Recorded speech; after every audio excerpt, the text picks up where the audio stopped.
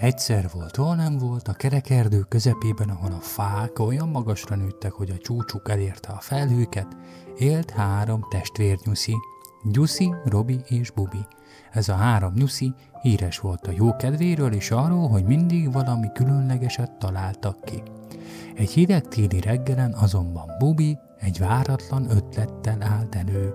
Tudjátok, mit gondoltam? Szólalt meg izgatottam, miközben nagyokat kortyolt a meleg kakaójába. Mi lenne, ha idén karácsonyra saját készítésű ajándékokat adnánk az erdő lakóinak? Ez fantasztikus ötlet, csillant fel Robi szeme. De mit készítsünk? És hogyan fogunk mindennel időben elkészülni? Rendben, de előbb tervezzük meg alaposan, kinek mit készítünk, és persze együtt fogunk dolgozni. A nyuszik hamarosan munkához láttak. Először is összeírták, hogy melyik erdei lakónak milyen ajándékot készítsenek.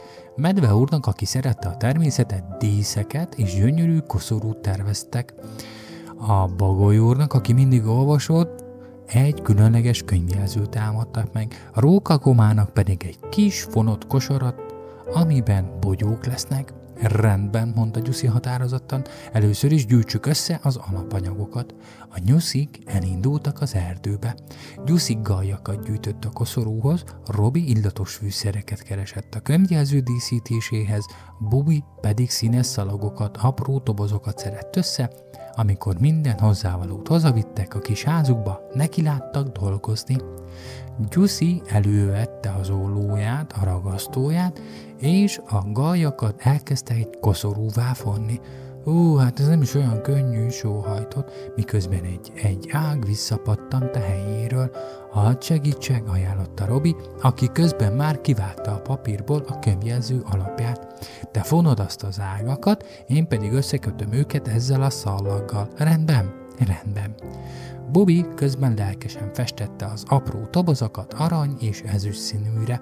Néha olyan vidáman lendült bele a munkába, hogy festékcseppek kerültek mindenfelé. Bubi, most már te is úgy nézel ki, mint egy karácsonyfadísz, nevetett Robi. Az nem baj, kacagott Bubi vidáman, legalább illeszkedem az ünnepi hangulathoz. Ahogy telt az idő, lassan elkészültek az ajándékok. A koszorú gyönyörű lett, piros bogyókkal és aranyszallaggal díszítve. A könyvjelzőt Robi apró hópelyhekkel és Bagoly úr nevének kezdőbetűjével tette különlegessé, a kis kosár pedig tele lett festve dobozokkal és illatos bogyókkal. Másnap reggel Gyuszi elővette a színes csomagoló papírokat és masnikat. Most jön az egyik legfontosabb rész, szépen becsomagoljuk az ajándékokat. Bubi ugrándozva hozta oda az összes masnit és papírt. Én akarom megkötni a masnikat, jelentette ki lelkesen. Robi óvatosan segített neki, hogy ne gabajodjon össze a szalagokkal. Mire délután lett, minden ajándék gyönyörűen becsomagolva állt egy nagy kosárban. Ez fantasztikus lett, mondta elégedetten Gyuszi. Holnap elindulunk és átadjuk őket. Karácsony reggelén friss hó borította az erdőt, a nyuszik felkapták a nagy kosarakat, és elindultak az első címzethez, Medve úrhoz. Jó reggelt, mi áradban vagytok itt ilyen hideg időben? Kérdezte barátságosan. Karácsonyi ajándékot hoztunk neked, mondta Gyuszi mosolyogva, miközben átnyújtotta a koszorút. Medve úr meghatódva nézte az ajándékot. Ó, ez gyönyörű, köszönöm szépen, pont ilyesmire vágytam. Ezután Bagoly úr következett. Ő éppen egy vastag könyvet olvasott az odujában. Boldog karácsonyt, kiáltatta Robi vidáman, miközben átnyújtotta neki a könyvjelzőt. Bagoly úr elégedetten forgatta kezében az ajándékot.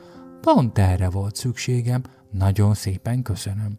Végül Rókakomához értek, aki éppen bogyókat keresgélt egy pokor alatt.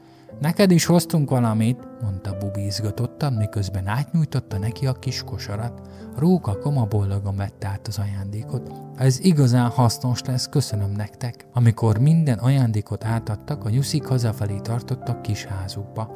Tudjátok, mondta Gyuszi elkomolyodva, miközben leült a kandalló mellé.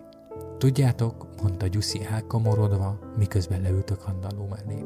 Az igazi ajándékok nem csak ezek a tárgyak voltak, hanem mi? Kérdezte Bubi kíváncsian. Az együtt töltött idő és az öröm, amit másoknak szereztünk, válaszolta Gyuszi mosolyogva. Robi bólintott. Ez volt életünk legszebb karácsonya.